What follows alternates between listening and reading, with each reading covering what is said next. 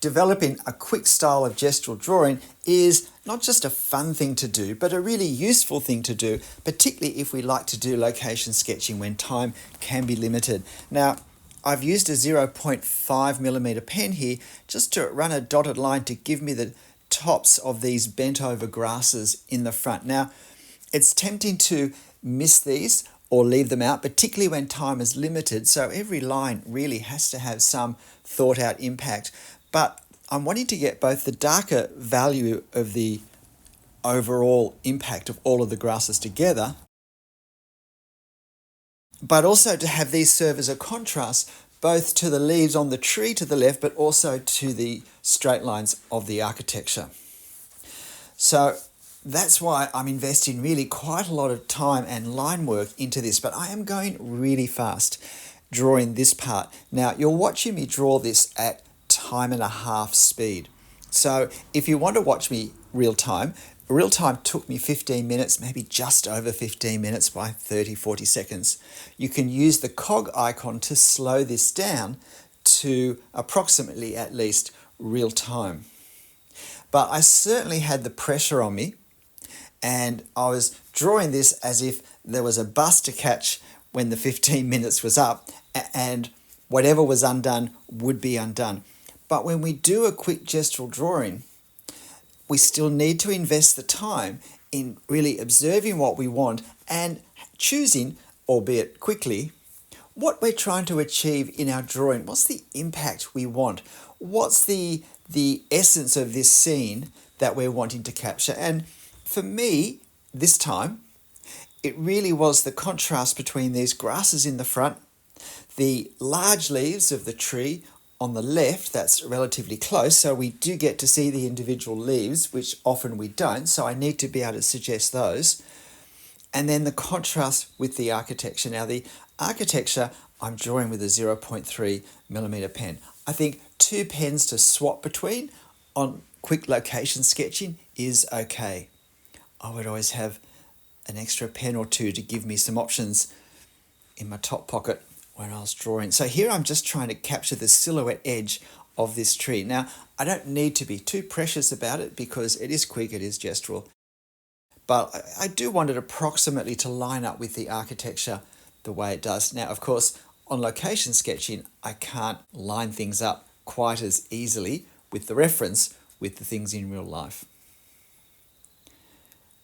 And now I'm starting to establish the architecture. I've worked out, in my mind, the easiest place to start is this corner, and then to go to the left and to go to the right to step the colonnade out by simply drawing the various elements and spacing them from each other. There's not a great deal of detail. We've got basically 4 columns that curve around in a lovely half circle. So I'm just sort of getting a sense of the angle there by doing a bit of muscle memory tracing over the top of my reference. In life, I would have held my pen up to align with the angle, the perspective angle, and then I would have brought it down on the paper as a way of checking or a way of even working out where I was going to draw. So that line at the top, just a light beginning of a semicircle, but I'm not sure how far out to bring it. I don't want to bring it out too far. It is a very tight semicircle, this colonnade, so I want to keep that sense. So this is where, because we're going fast and there's lots of vertical lines to do, it's easy to lose track of what's what. And in effect, often, I'd say probably even mostly, it's not going to matter nearly as much. I wouldn't be tempted to try and overcorrect any mistakes I make in a quick drawing like this, unless there's an obvious way to cover up something that looks a bit inaccurate and draws attention to itself. So we've got these ionic column capitals, and again, just trying to pay enough attention so that I foreshorten them, get the perspective angle correct for the angle that we're viewing them from, which of course changes with each column. And that's the important thing. Where do these I think they're called volutes, these round circular shapes on each side of the ionic column, where do they line up with the actual shaft of the column underneath? It's always worth watching, because even in a straight line, they're going to shift slightly as the view changes. But in a circular colonnade, they're certainly going to change much more dramatically. So now I'm trying to get this curve in, and drawing quickly does make it a bit tricky. I a few times experimented with actually drawing the line from right to left rather than left to right, and I decided it was an easier way to get an accurate curve on the part that was curving away. So I might end up using that method more frequently in similar architectural buildings. Now, the great thing about gestural drawing is we don't have to be too precious, but I think it's important to get the silhouette as accurate as we can. Even if we end up with a few too many lines or a certain vagueness as to exactly what line is what, that's the fun of gestural drawing. As long as we can approximately feel that there's a chance of things working out, we, I think, assume that what needs to be in there is in there. So again, quick lines. There are some dark shadows in here. Looking at this at the end, if there was something I could go back and do more, it would be to darken some of the shadows, but I was really keen just to get this finished in the 15 minutes, and so I didn't want to cheat by spending extra time after time's up. Again, the important thing, you see, I worked that curve from right to left, which is not the direction I would normally do it.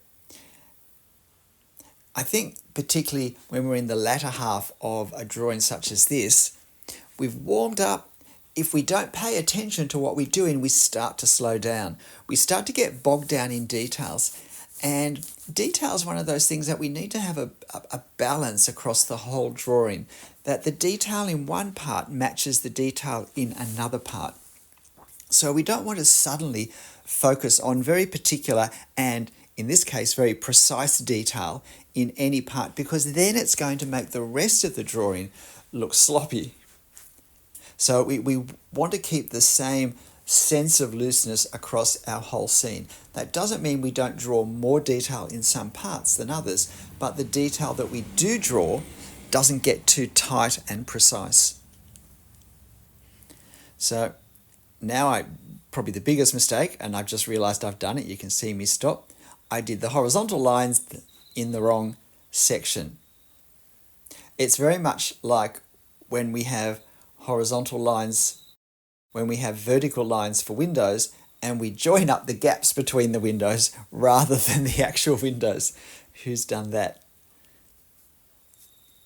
However, I just go over the top and don't worry too much. There are going to be a lot of lines that look a bit messy, so a few more aren't going to go astray. And fortunately, it's not a spot where very many of the lines that I did incorrectly are going to be overly in the wrong place anyway.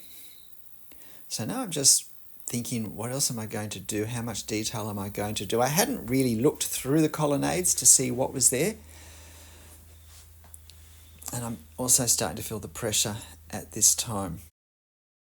I want to suggest the fact that the building goes beyond this. This is actually one end of the original front facade of the Art Gallery of New South Wales in Sydney.